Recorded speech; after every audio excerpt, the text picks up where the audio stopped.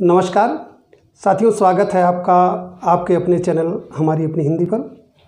साथियों, आज का जो हमारा प्रकरण है वह TGT, PGT, UGC net, JRF के साथ साथ जो अन्य परीक्षाएं हैं जैसे बीएड प्रवेश परीक्षा हुई, यूपीटीटी, सीटेट, सुपरटेट या हिंदी की जो भी परीक्षाएं हैं उनमें आज के प्रकरण से प्रश्न अनिवार्य रूप से आता है। तो आज का प्रकरण हमको बहुत ध्यान से देखना है। साथियों, आज का हमारा प्रकरण है हिंदी की शब्द संपदा।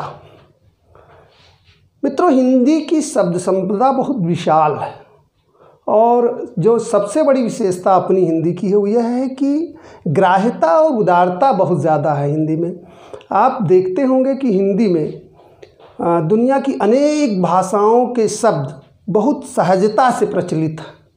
अंग्रेजी के शब्द, उर्दू के शब्द, फारसी के शब्द, अरबी के शब्द, इवन पश्तो और तुर्की, पुर्तगाली, जापानी, चीनी सभी भाषाओं के शब्द आपको हिंदी में बड़ी सहजता से प्रयोग में आते हुए दिख जाएंगे। तो आप देखेंगे कि हिंदी की शब्द संपदा बहुत विशाल है उसकी ग्राह्यता के कारण। उसके साथ साथ हिंदी का एक अपना बड़ा शब्दकोश है। आप देखते होंगे जैसे एक एक शब्द के बहुत पर्यायवाची, आप सूर्य के पर्यायवाची आप देखने लगेंगे तो सूर्य के 15 से 20 पर्यायवाची आसानी से आपको मिल जाएंगे। जबकि आप देखेंगे अंग्रेजी में क्या है, अंग्रेजी में सूर्य के लिए एक शब्द है सन।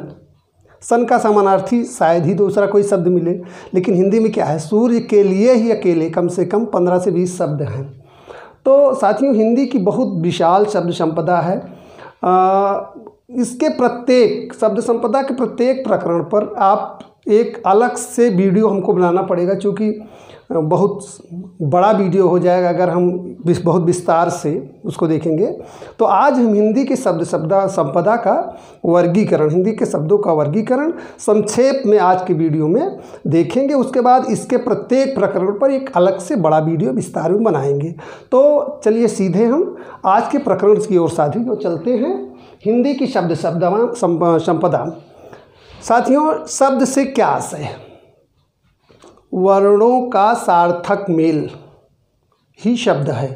यह बहुत ध्यातव्य है, बहुत ध्यान देने योग्य बात है कि मेल हमेशा सार्थक हो। जैसे क और ला मिलके कल बनेंगे तो यह तो सार्थक शब्द हुआ, लेकिन क और का मिला के कक बना दिया जाए तो वो सार्थक नहीं होगा और ना ही वो शब्द होगा। तो जो सार्थक दो या दो से अधिक वर्णों के मेल से जो सार्थक रचना हो उसको शब्द कहते हैं। आइए हम शब्दों के वर्गीकरण की ओर आगे बढ़ते हैं। शब्दों के वर्गीकरण का जो है वे हमने मुख्य रूप से 4 आधार लिया है। पहला आधार है स्रोत या उत्पत्ति के आधार पर। साथियों, चूँकि वीडियो बहुत लंबा ना हो, बहुत खींचे ना, आपका समय बहुत ज़्यादा ना हो, इसलिए हमने इसको पहले से ही लिख लिया है। तेज़ी से इन बिंदुओं पर हम चर्चा करेंगे, हमारा संक्षेप में वीडियो बन जाएगा। तो स्रोत या उत्पत्ति के आधार पर, रचना या बनावट के आधार पर, रूप या प्रयोग के आधार पर और अर्थ के आधार पर, इन 4 आधारों पर हमने शब्दों का वर्गीकरण किया है। एक एक आधार पर हम तेजी से देखते हुए आगे बढ़ चलते हैं। ठीक है। स्रोत या उत्पत्ति के आधार पर साथियों शब्द 4 प्रकार के हैं। तत्सम, 4 क्या, यहाँ 5 प्रकार हमने कर दिया है, शंकर भी हमने जोड़ दिया है। तत्सम, तद्भव, देशज, विदेशज और शंकर भी इसमें हमने लिया है। ठीक है साथियों, एक एक बिंदु को तेजी से देख लेते हैं। तत्सम, तत्सम से क्या आशय है? तत्सम, तत् और सम 2 शब्दों का योग है। तत् से क्या तात्पर्य है? उसके।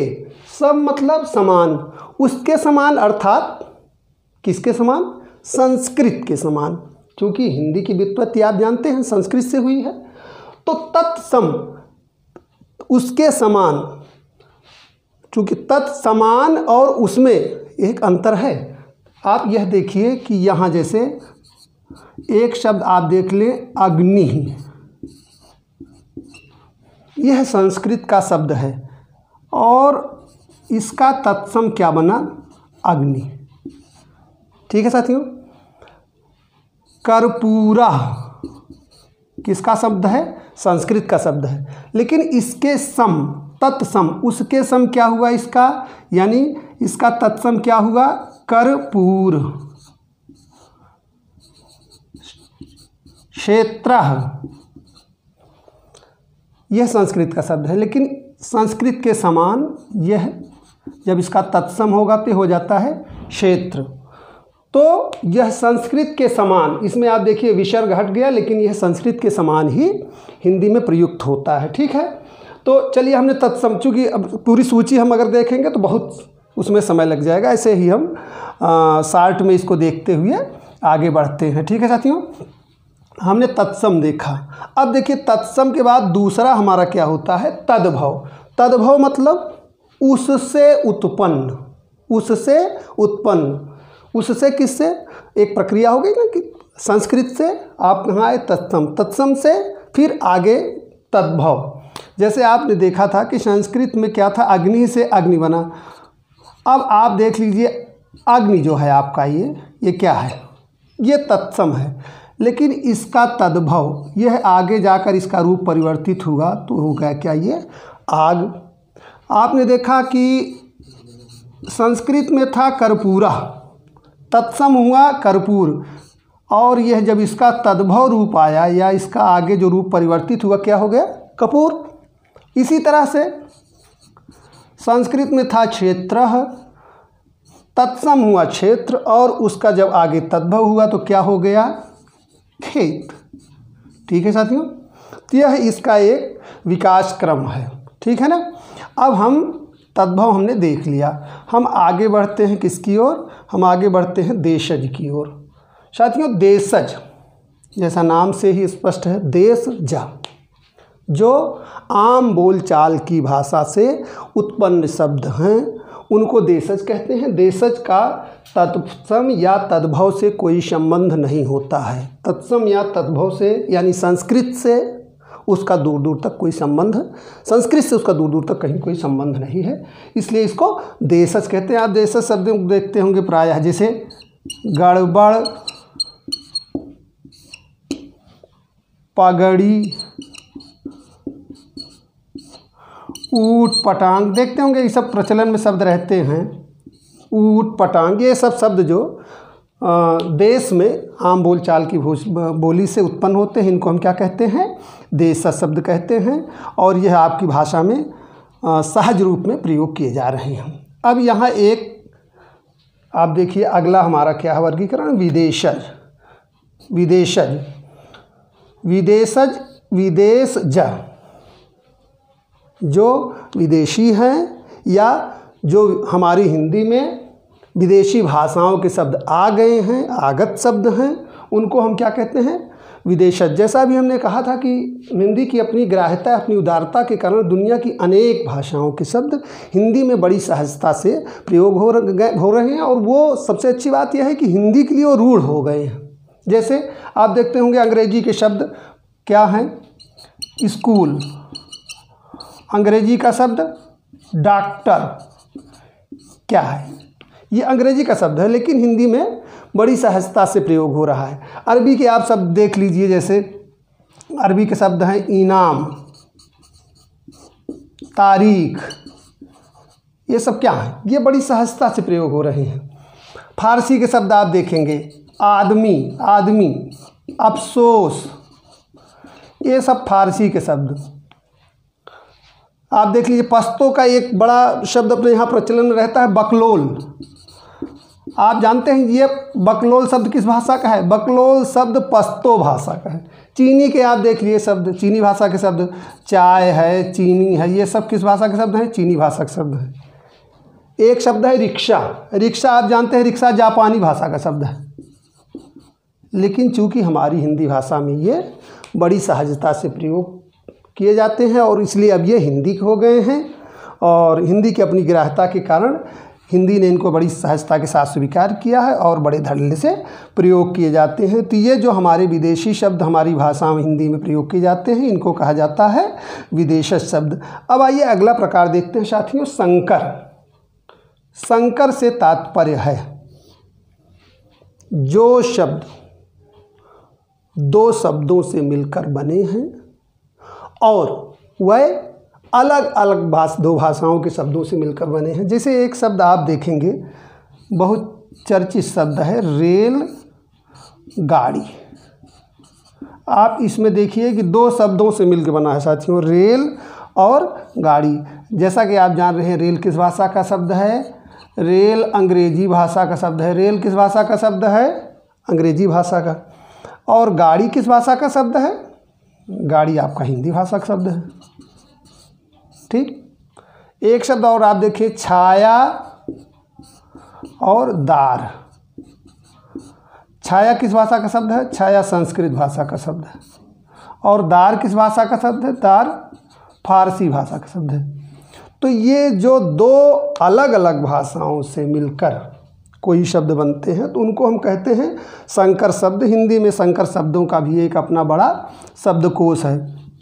तो साथियों, आपने ये देख लिया स्रोत या उत्पत्ति के आधार पर शब्दों के जो हमने 5 भेद किए हैं, इनको आपने तेज़ी से देख लिया। अब आइए हम रचना या बनावट के आधार पर, बहुत महत्वपूर्ण है साथियों, ये प्रायः परीक्षा में ऐसे ही पूछ लिया जाता है।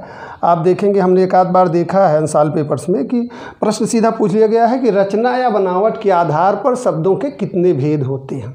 रचना या बनावट के आधार पर आप जान लीजिए शब्दों के 3 भेद होते हैं, रूढ़ शब्द, यौगिक शब्द, योग रूढ़ शब्द। अब इसको आइए हम तेज़ी से देख लेते हैं। रूढ़ शब्द क्या है साथियों? रूढ़ शब्द वह शब्द हैं जिनके टुकड़े करने पर उनका कोई अर्थ नहीं रह जाता, जिनको आप खंड में नहीं बांट सकते, जिनका खंड नहीं कर सकते, वह किसी एक अर्थ के लिए ही रूढ़ हैं और उनके टुकड़े नहीं किए जा सकते, परंपरागत रूप से प्रयोग होते हैं। जैसे आप एक शब्द ले लीजिए, जैसे चावल। चलिए, चावल आपने ले लिया, चावल को आप चा और वल कर देंगे, निरर्थक हो जाएगा, ना इसका कोई अर्थ है ना इसका कोई अर्थ। तो चावल क्या कैसा शब्द हुआ? चावल रूढ़ शब्द हुआ। अब आप देखिए यौगिक, रूढ़ हमने देख लिया। अब आप देखिए यौगिक, शब्द से ही स्पष्ट है यौगिक मतलब जो योग से बना है। योग से क्या तात्पर्य है? जोड़। दो शब्दों या दो से अधिक शब्दों से जो मिलकर शब्द बनते हैं उन्हें यौगिक कहते हैं। यौगिक शब्द 2 या 2 से अधिक शब्दों से उपसर्ग या प्रत्यय के योग से बनते हैं। ठीक है, जैसे आप देख लें रसोई और घर। क्या है? रसोई घर एक शब्द आपने देखा, ये इसमें आप देख लीजिए रसोई और घर दोनों का अपना सार्थक है। रसोई भी सार्थक है और घर भी सार्थक है और दोनों के योग से एक शब्द बना है रसोई घर। पाठशाला, पाठशाला, इसमें क्या है? पाठ अलग शब्द है, शाला अगला शब्द है और दोनों के योग से एक शब्द बना आपका पाठशाला। ये शब्द क्या है? आपके यौगिक, जो जोड़ से बने हैं या जो योग से बने हैं। तो यौगिक हमने देख लिया। अब आगे हम देखेंगे योग रूढ़। साथियों, कई बार यौगिक, योग रूढ़ और रूढ़ शब्दों से सीधा प्रश्न पूछ लिया जाता है कि यह शब्द निम्नलिखित में कौन सा योग रूढ़ शब्द नहीं है, या निम्नलिखित में कौन सा यौगिक नहीं है, निम्नलिखित में कौन सा रूढ़ नहीं है। ठीक है ना? तो यह बहुत ध्यान से समझिए इसको, यह समझना महत्वपूर्ण है। अब देखिए, आपने रूढ़ देख लिया, यौगिक देख लिया, आपको देखना है योग रूढ़। इसमें आप देखिए दो योग और रूढ़ दोनों आ गया। योग रूढ़, योग से मतलब क्या है कि वो 2 या 2 से अधिक शब्दों का योग है। लेकिन क्या है? रूढ़। रूढ़ से क्या तात्पर्य है? उस योग के बाद जो शब्द रचना हुई है उसका एक अर्थ रूढ़ हो गया है, या उसका एक अपना विशेष अर्थ हो गया है। जिस योग से जो शब्द बन रहा है उससे उसका अर्थ अलग है, वो एक रूढ़ अर्थ है, एक विशेष अर्थ में प्रयोग किया जाता है। जैसे उसके अलग अलग खंड करने पर जो अर्थ होते हैं उसका उससे कोई संबंध है। आप देखिए, एक शब्द आपका आया पंकज, इसका आप विच्छेद करेंगे तो क्या हो जाएगा? पंकजा। पंक मतलब कीचड़, जा मतलब उत्पन्न। यहाँ इसका अर्थ क्या हुआ? कीचड़ से उत्पन्न। लेकिन यह किस अर्थ में रूढ़ है साथियों? यह रूढ़ है कमल के अर्थ में। पंकज का क्या मतलब होता है? कमल। पंक और जा, न इसका इससे संबंध न इससे संबंध है। ये इसका क्या है? ये इसका तीसरा अर्थ हो गया। तो यह कमल के अर्थ में रूढ़ हो गया, इसलिए यौगिक शब्द है और कमल के अर्थ में रूढ़ है। इसका विशेष अर्थ है, अलग अर्थ है, इसलिए क्या हो गया? ये योग रूढ़ हो गया। इसी तरह से एक शब्द आप देखें, यह बहुत महत्वपूर्ण है, लंबोदर। अब इसका आप विच्छेद करेंगे, लंबा प्लस उदर, ठीक है। लंबा उदर, उदर माने पेट, लंबा पेट, इसका अर्थ क्या होगा? लंबा पेट। लेकिन यह किसके अर्थ में रूढ़ है? यह किसी विशेष अर्थ के रूप में है। वह अर्थ क्या है? लंबोदर का अर्थ क्या है? गणेश जी, ठीक है ना। गणेश जी को लंबोदर कहा जाता है। जैसे दशानन आप देख लें, दशानन,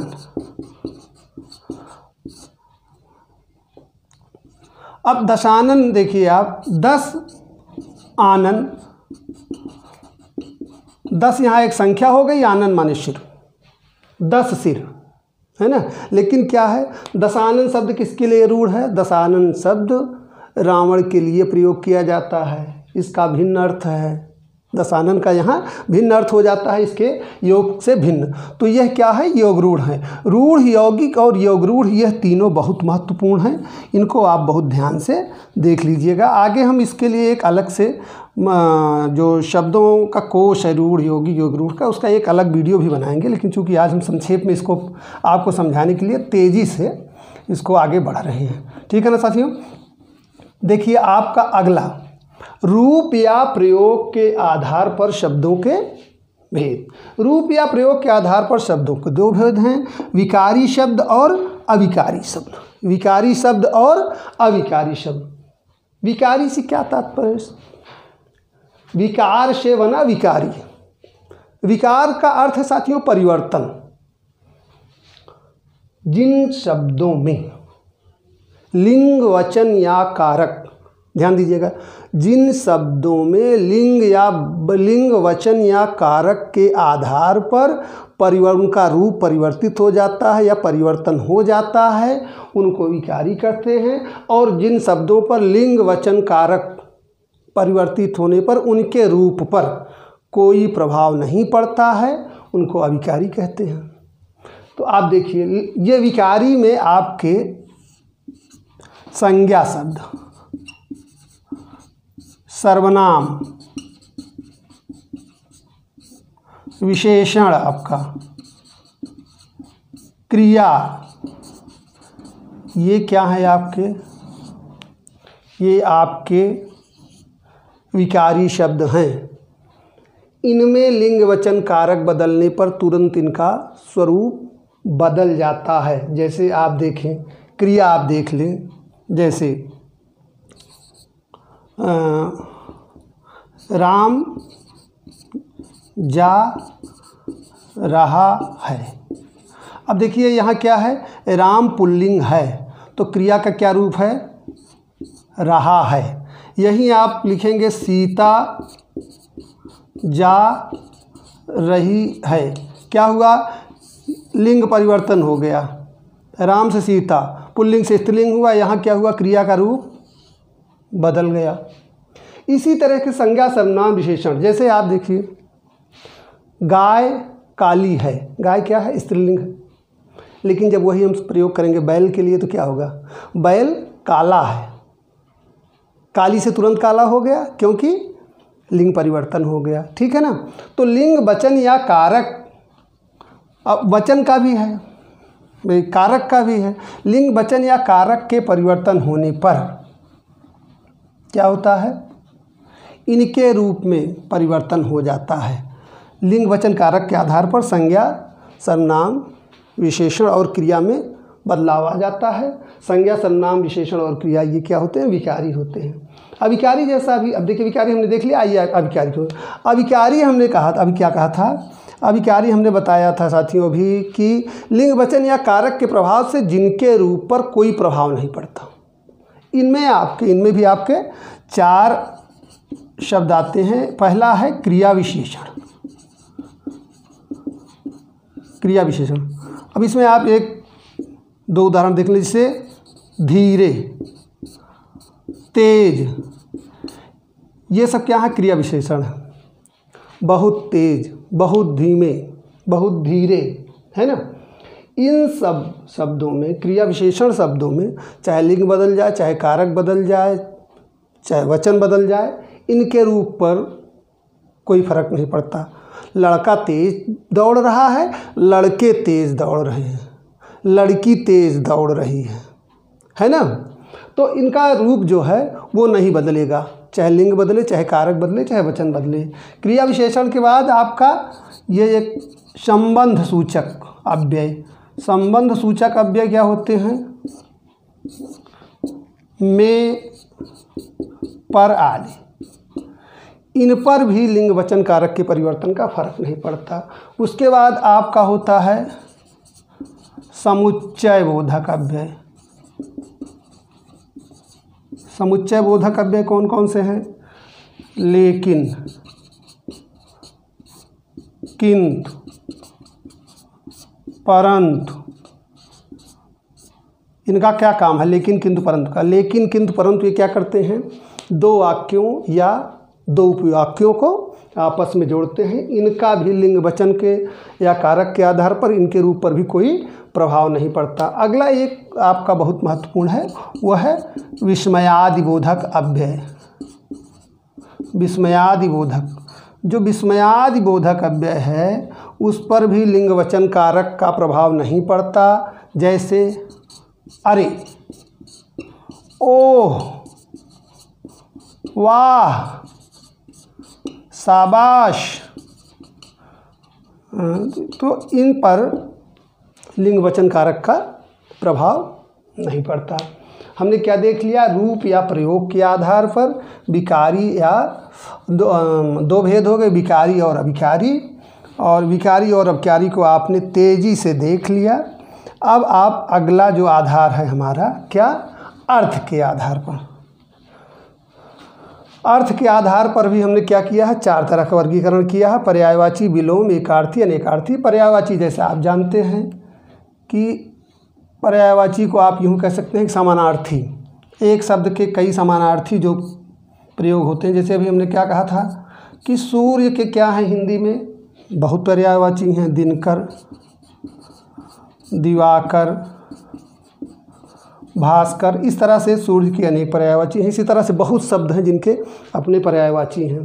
साथियों, विलोम, विलोम से क्या तात्पर्य है? उल्टा, ठीक है। जैसे दिन का क्या विलोम होगा?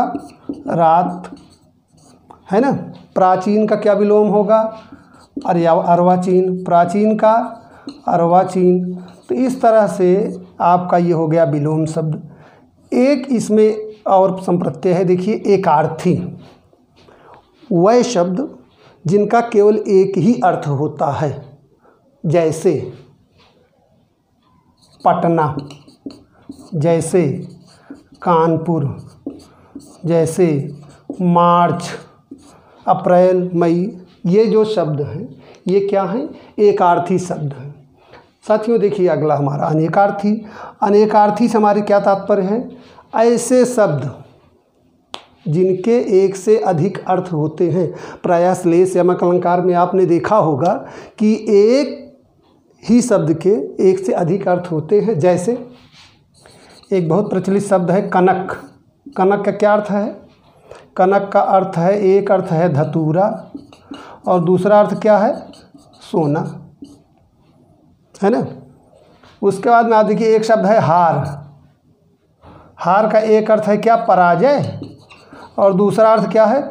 सोने का हार या गले का हार, गले का हार ना।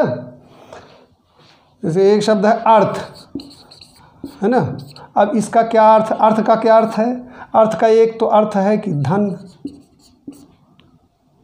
है ना, और दूसरा अर्थ क्या है? अर्थ का प्रयोजन, ठीक है ना। तो साथियों हमने आज तेज़ी से शब्द को वर्गीकरण को देख लिया है और अब हम जैसे पर्यायवाची है, विलोम है, एकार्थी, अनेकार्थी, ये बड़े प्रकरण हैं। पर्यायवाची पर अब आप जान रहे हैं कि पूरी सूची देना मतलब यह है कि एक वीडियो पूरा बनेगा। पर्यायवाची के लिए एक हम बहुत अच्छा वीडियो लेके आएंगे जिसमें ऐसे शब्दों को हम ढूंढ कर लाएंगे जो प्रायः प्रचलन में नहीं होते। जैसे सूर्य के आप, दिनकर, दिवाकर, आज तमाम पर्यायवाची जो प्रचलित हैं उनको जानते हैं। कुछ ऐसे पर्यायवाची हैं जो प्रचलित नहीं होते हैं, तो हम उन्हीं जो प्रचलन में नहीं शब्द, ऐसे शब्दों को लेकर आपके सामने आएंगे और फिर अगले वीडियो में हम एक नए प्रकरण के साथ आपसे मिलते हैं। फिलहाल आज के लिए इतना ही। धन्यवाद, नमस्कार।